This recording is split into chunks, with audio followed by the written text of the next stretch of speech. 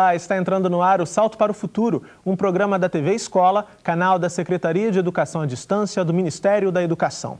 No século XIX, por meio da imprensa, os contos escritos passaram a ser disseminados entre os leitores. Nesse período, Machado de Assis publicou diversas histórias que retratavam os costumes e o imaginário da sociedade brasileira daquela época. Além dele, muitos escritores renomados têm lugar de destaque quando o assunto é conto de tradição literária. E para falar sobre de que maneira os textos clássicos podem cativar e motivar leitores do ensino fundamental, convidamos Juraci Assman Saraiva, assessora da Pró-Reitoria de Pós-Graduação e Pesquisa do Centro Universitário FEEVALE, a ilustradora Ana Raquel e a professora do Instituto de Aplicação da Universidade do Estado do Rio de Janeiro, Rosa Kubarriche. E você também pode participar do Salto para o Futuro. Ligue para 0800 21 6689. Se quiser enviar suas perguntas por fax, o nosso número é 0, código da operadora 21 2232 3271. E quem quiser também pode participar por e-mail. É só escrever para salto@tvebrasil.com.br. Da cultura oral à literária, o Brasil viveu uma grande revolução em fins do século XIX.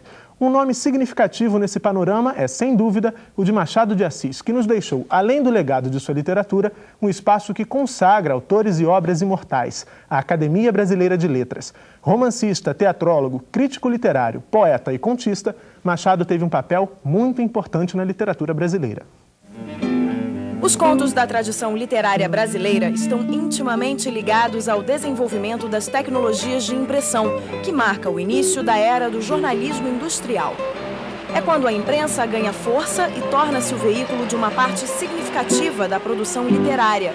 Surgem os folhetins, precursores das novelas de rádio e TV. Nesse contexto, o conto, narrativa breve, com poucos personagens e temas do cotidiano, conquista um público leitor sempre ávido por novidades. Era uma vez uma agulha que disse ao novelo de linha: por que você está com esse ar, toda cheia de si, toda enrolada, para fingir que vale alguma coisa neste mundo? Deixe-me, senhora. Que a deixe? Que a deixe por quê? Porque lhe digo que está com ar insuportável? Repito que sim. E falarei sempre que me der na cabeça. Que cabeça, senhora? A senhora não é alfinete, é agulha. Agulha não tem cabeça. Que lhe importa o meu ar? Cada qual com o ar que Deus lhe deu. Importe-se com a sua vida e deixa dos outros. Figuras como Machado de Assis e João do Rio consagraram uma nova forma de narrar, o conto. Essa manifestação característica da cultura oral passa a ser também um gênero valorizado na cultura literária. Você fura o pano. Nada mais. Eu é que coso. Prendo um pedaço ao outro, dou feição aos babados. Sim, sim. Mas que vale isso? Eu é que furo o pano. Vou adiante, puxando por você. Que vem atrás obedecendo ao que eu faço e ao que eu mando. Também os batedores vão adiante do imperador. Ah, é você, imperador. Machado de Assis nasceu no Rio de Janeiro em 1839 e teve uma infância simples. A saúde era frágil, mas a vontade de aprender superava qualquer obstáculo. Aos 16 anos, Machado publicou seu primeiro trabalho literário, o poema Ela. Daí em diante, não parou mais. Foi aprendiz de tipógrafo na imprensa nacional, colaborador de jornais como o Correio Mercantil, escreveu peças de teatro e publicou muitos livros. Como contista, foi um mestre do gênero. Um de seus contos mais famosos é Um Apólogo. Acompanhe agora o desfecho da história. Mas um alfinete de cabeça grande e não menor experiência, murmurou a pobre agulha. Anda, aprende, tola. Cansas-te em abrir caminho para ela e ela é que vai gozar da vida, enquanto aí ficas na caixinha de costura. Faze como eu, que não abro caminho para ninguém. Onde me espetam, fico. Contei essa história a um professor de melancolia, que me disse abanando a cabeça: também eu tenho servido de agulha para muita linha ordinária.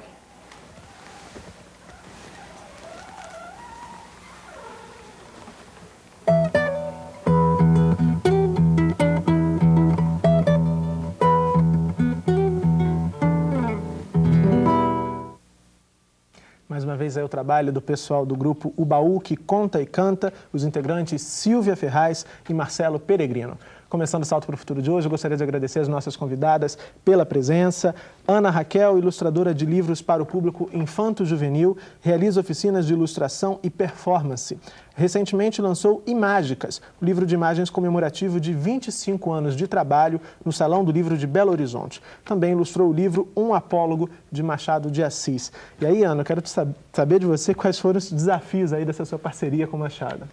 Bom, o Machado me desafiou desde que eu estava no colégio, né? Eu até escrevi um texto aqui no final a respeito, porque a gente não conseguia ler Machado naqueles livros pesados, né? Com aquele texto, aquele corpo pequenininho e tal, e sempre a gente achava que o professor devia gostar muito daquilo, e eu fugi dele durante muito tempo, até que eu me deparei com o Apólogo, que é uma delícia de história, super crítica e tudo, e como a gente tem a veia crítica demais na nossa família, eu apaixonei por esse espírito. Depois, há 3 anos atrás, quando a DCL me convidou para fazer, eu fiquei felicíssima da vida, né? Foi assim, aí foi o desafio de fazer um livro mais agradável do que aqueles que a gente tinha na escola, sem ilustração, sem imagem, que ajudasse a gente a viajar mais nela. E a oportunidade também de contar a história através de coisas que rolaram na época, da situação política, social, tudo que estava rolando na época, que tem a ver com a narrativa dele, em vez de ficar desenhando uma agulha com perna, boca e olhos, conversando o tempo todo com a linha, né? Então, me desafiou e eu gosto de desafio. Tá certo. Juraci Assman Saraiva, outra convidada nossa, é assessora da Pró-Reitoria de Pós-Graduação e Pesquisa do Centro Universitário FEVALE. É coordenadora de pesquisas voltadas para a metodologia de leitura, tendo publicado o título Literatura e Alfabetização, do Plano do Choro ao Plano da Ação. É pesquisadora da obra de Machado de Assis e publicou, entre outros, o livro O Circuito das Memórias em Machado de Assis. Então, Juraci, a Ana Raquel já falava um pouco dessa imagem que ela tinha na época da infância, dos livros áridos, pesados de Machado de Assis. Muitos professores e muitos alunos têm uma resistência também de trabalhar, de ler essas narrativas do Machado, por ter essa imagem da complexidade. De que forma essa imagem pode ser desconstruída na escola?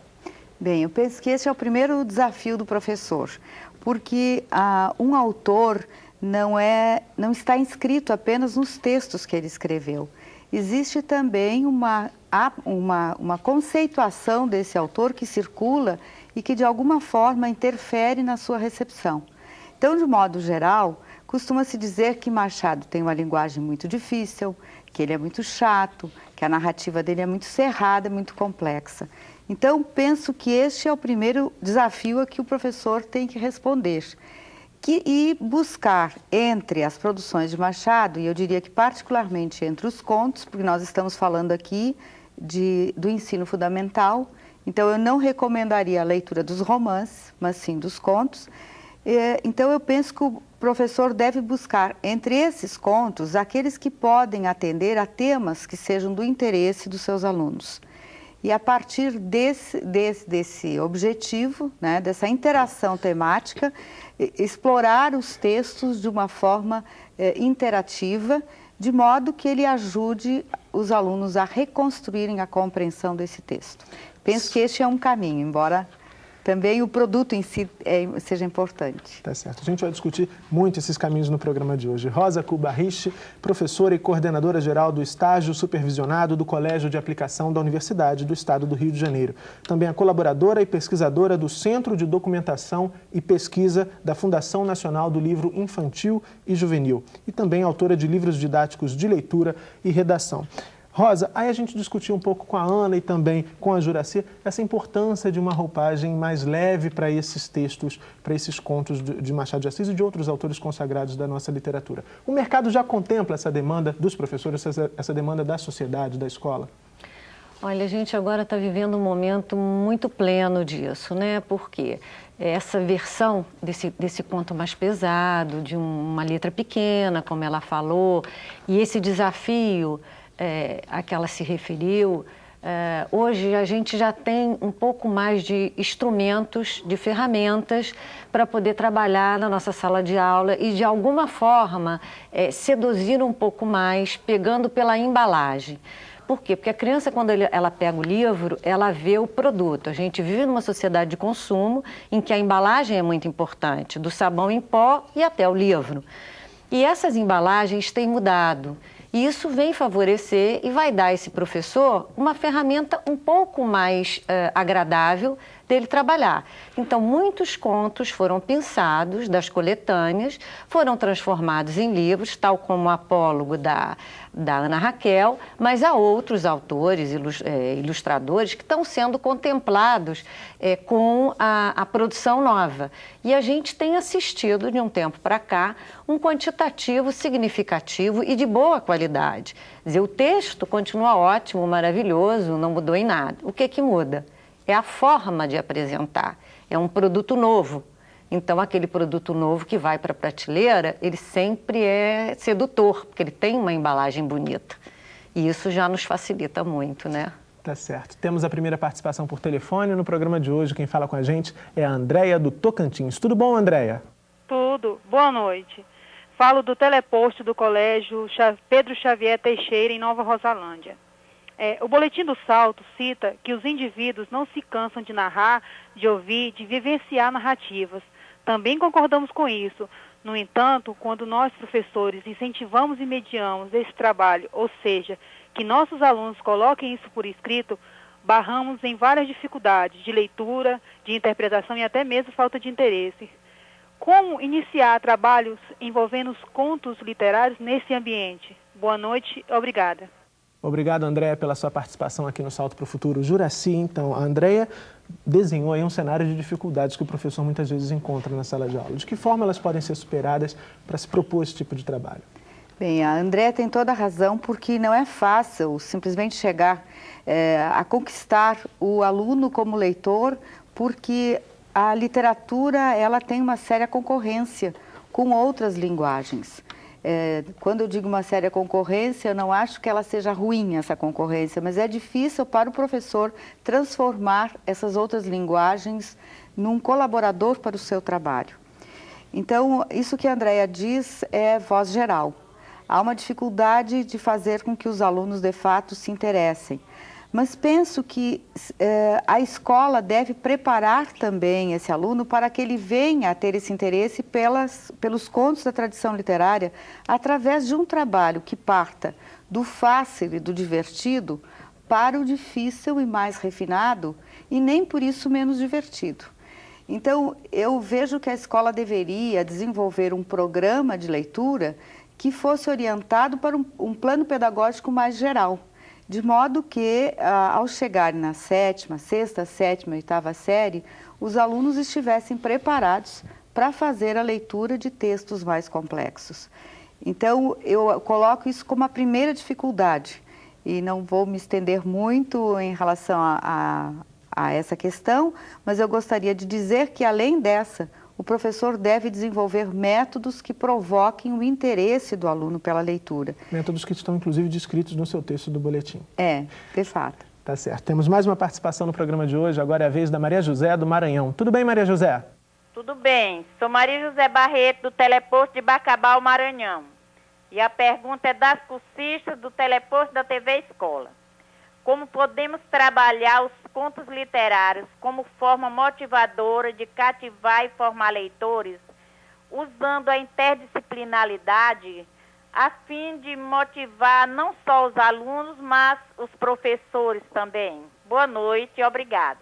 Obrigado, Maria José, pela sua participação aqui no Salto. Rosa, então, esses contos também podem ser aí um caminho para essa interdisciplinaridade? Olha, eu acho que a interdisciplinaridade é um ganho muito grande. Pelo seguinte, você não pode trabalhar com uma obra, seja esse autor contextualizado nos dias atuais, é mais fácil para o aluno que ele conhece, mas você trazer um conto de escola, um Machado que viveu num século que não é o dele, para um leitor, pois é o leitor que vai atualizar esse conto, mas eu preciso trazer o universo de Machado. E ele vai descobrir que esse conto de escola, ou que esse apólogo, é algo que ele pode botar na vida dele. Que está acontecendo. Muita gente agulha e muita gente alinha. Então, isso cabe discussão. O que você pode fazer para tornar isso uma leitura mais agradável?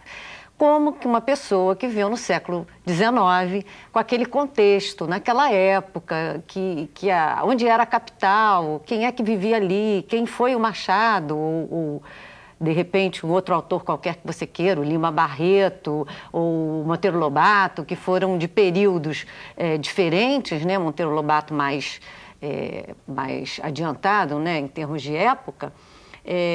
Você pode trabalhar muito bem trazendo a vida deles. E ele começa a estabelecer relações entre a vida dele, o contexto da época do autor, que vai estar refletido nesse texto que está aqui. Então, aqui eu tenho um conto de escola que na época era uma palmatória. Hoje a gente não tem mais palmatória. Então, que época foi essa? Quem foi esse menino que estudou? Será que esse menino hoje também, hoje tem palmatória? Quais são os métodos da escola, né?